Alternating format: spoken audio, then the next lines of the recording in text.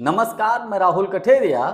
लगभग 60 सालों के बाद कांग्रेस पार्टी तमिलनाडु में सरकार में शामिल होने जा रही है। इसको लेकर कांग्रेस पार्टी के कार्यकर्ता जश्न मना रहे हैं। अब साहब इस जश्न से ही भारतीय जनता पार्टी को गोदी मीडिया को बड़ी दिक्कत होने लगी और व्हाट्सएप यूनिवर्सिटी से जुड़े हुए लोग, आईटी सेल के लोग, गोदी मीडिया के लोग ये बोल रहे हैं कि साहब कांग्रेस पार्टी ने बड़ा गलत किया जो डीएमके को धोखा दे दिया। अब चूंकि कांग्रेस पार्टी डीएमके के साथ पिछले कई सालों से गठबंधन में तो है, लेकिन डीएमके ने कांग्रेस पार्टी को सरकार में शामिल नहीं किया था तमिलनाडु में। यानी कि पावर शेयरिंग जो होती है वो कांग्रेस को डीएमके ने नहीं दी। अब चूंकि अभी जो विधानसभा का चुनाव हुआ है, सबसे बड़ी पार्टी के रूप में टीवी के उभरी है, यानी कि थालापति विजय की पार्टी सबसे बड़ी है, लेकिन किसी को स्पष्ट पूर्ण बहुमत नहीं मिला है। कांग्रेस पार्टी से थलपति विजय ने समर्थन मांगा तो कांग्रेस ने भी समर्थन दे दिया, कांग्रेस की तरफ से खुलकर समर्थन दे दिया गया है। अब इसको लेकर बड़ी चर्चाएं शुरू हो गई। अब एक बड़ी खबर यह है कि सब थलपति विजय ने राज्यपाल महोदय से मुलाकात की तमिलनाडु के, लेकिन उनको सरकार बनाने का न्योता राज्यपाल की तरफ से नहीं मिला। आज दूसरी बार भी वो मिलने के लिए गए राज्यपाल महोदय से, लेकिन कहा जा रहा है कि साहब बैरंग लौट आए, खाली हाथ लौट आए। क्या राज्यपाल ये तय करेंगे, बहुमत तय करेंगे कि सरकार किसकी बननी चाहिए किसकी नहीं बननी चाहिए? ये राज्यपाल तय करेंगे। एक अजीब ही खेल चल रहा है भाई। क्या देश के प्रधानमंत्री या गृह मंत्री ये तय करेंगे कि तमिलनाडु में किसकी सरकार बने? अगर कांग्रेस समर्थित सरकार बने तो ठीक है, तो गलत है, तो नहीं बनने देंगे साहब राज्यपाल के माध्यम से। और वही थलपति विजय अगर एआईडीएमके के साथ गठबंधन कर लें तो बन जाने देंगे। तो बड़ा षड्यंत्र, बड़ा खेल चल रहा है पर्दे के पीछे से तमिलनाडु में भी। तो इस पूरे मामले को लेकर मैं विश्लेषण करूं, लेकिन उससे पहले यदि आपने अभी तक हमारे चैनल को सब्सक्राइब नहीं किया है तो सब्सक्राइब कर लीजिए, बेल आइकन को दबा दीजिए। साथ ही साथ वीडियो के डिस्क्रिप्शन में हमारा शॉप है, उसमें तमाम प्रोडक्ट्स हैं, जो भी ठीक लगेंगे आप खरीद सकते हैं। और साथ ही साथ हमने इस वीडियो में सैमसंग का मोबाइल टैग किया है, आपको ठीक लगे तो आप देख सकते हैं, खरीद सकते हैं। देखिए जिस तरीके से तमिलनाडु में खेल हुआ है, तमिलनाडु में मुझे लगता है कि मोदी जी, अमित शाह जी ने भी कल्पना नहीं की होगी, क्योंकि भारतीय जनता पार्टी जिस राज्य में किसी भी सहयोगी दल के साथ गठबंधन करती है तो धीरे धीरे उसको खा जाती है, उसको खत्म कर देती है। और कई राज्य उसके उदाहरण है।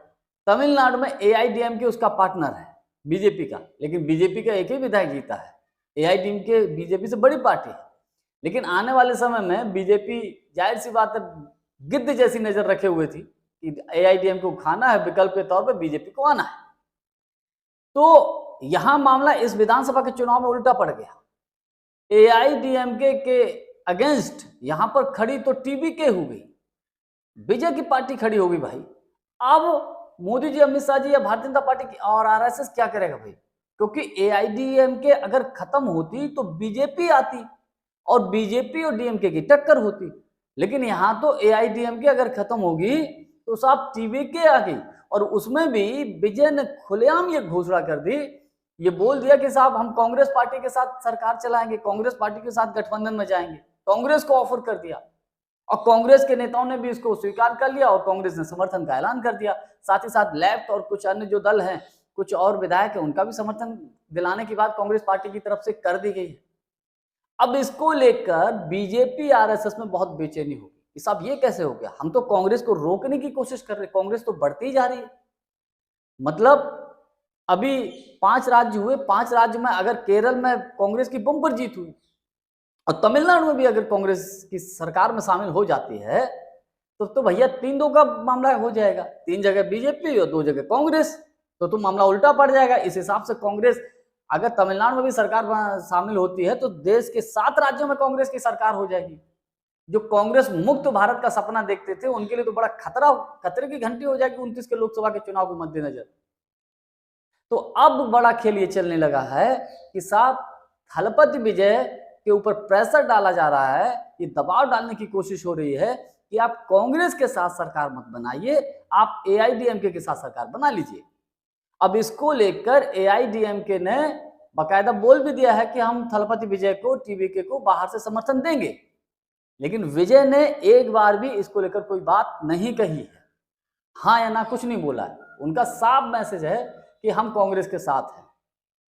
कुछ गोदी मीडिया के लोग, कुछ व्हाट्सएप यूनिवर्सिटी के लोग ये ऐसा भी बोल रहे हैं कि साहब डीएमके या डीएमके गठबंधन करके सरकार बना सकते हैं, ऐसी अफवाहें फैला रहे हैं। लेकिन ये भी दूर की कौड़ी है, और खुद एमके स्टालिन ने ये बोल दिया है, जो पूर्व सीएम है तमिलनाडु के, उन्होंने कहा डीएमके के नेता कि हम 6 महीने विजय को दे रहे हैं, 6 महीने हम वॉच करेंगे, देखेंगे ये कैसा काम कर रहे हैं, उसके बाद हम कोई डिसीजन लेंगे। तो कुल मिलाकर ये तो दूर की कौड़ी है। लेकिन जिस तरीके से कांग्रेस ने टीवीके को समर्थन दिया, भारतीय जनता पार्टी आरएसएस के अरमानों पर पानी फिर गया, थलपति विजय दूसरी बार राज्यपाल महोदय से मिलने गए, बहिरंग हाथ लौटाया गया। अब देखने वाली बात है क्या आगे स्टेप होता है, या उनको बोल दिया गया है कि साहब इतने लोगों का समर्थन लेकर आइए बहुमत का और हम आप शपथ ग्रहण कराएंगे। लेकिन ये बड़ा मतलब अजीबोगरीब स्थिति पैदा हो गई। राहुल गांधी जी ने, कांग्रेस पार्टी ने जो टीवीके को समर्थन दिया है, वो कहीं ना कहीं बगैर एमके स्टालिन को विश्वास में लिए उन्होंने नहीं किया होगा। उन्होंने साफ साफ एमके स्टालिन को भरोसे में लिया होगा, क्योंकि देखिए डीएमके हो या टीवीके, सबकी एक ही आइडियोलॉजी है इन दोनों की और कांग्रेस की, कि किसी भी तरीके से तमिलनाडु में भारतीय जनता पार्टी को सत्ता में नहीं आने देना है। और इस बात को मुझे लगता है कि राहुल गांधी ने एमके स्टालिन को समझाया होगा कि अगर हम खड़े नहीं होंगे टीवीके के साथ, अगर थलपति विजय के साथ खड़े नहीं होंगे, तो एआईडीएमके समर्थन कर देगी टीवीके का, और अगर एआईडीएमके टीवीके के साथ खड़ी हो जाती है, थलपति विजय के साथ खड़ी हो जाती है, तो इसका सीधा सा मतलब है कि भारतीय जनता पार्टी सरकार में हस्तक्षेप कर देगी तमिलनाडु में, और करेगी, क्योंकि एआईडीएमके की तो सहयोगी है बीजेपी। इसीलिए कांग्रेस ने बगैर समय गवाए, मुझे लगता है पिछले कई राज्यों में जब चुनाव हुए तो कांग्रेस सोचने विचारने में काफी समय लगा देती थी। इस बार कांग्रेस ने बहुत जल्द डिसीजन लिया, बहुत जल्द एक्शन लिया और समर्थन कर दिया टीवीके को। अब जो खेल चल रहा है पर्दे के पीछे तमिलनाडु में कि भैया हमारी बात मानो, नहीं मानोगे तो बुरे फंस जाओगे, सरकार बनाने में दिक्कत होगी, 6 महीने बाद सरकार भी गिर सकती है, तमाम तरीके के लोग अब राजनीतिक विश्लेषक को तमाम चर्चाएं कर रहे हैं।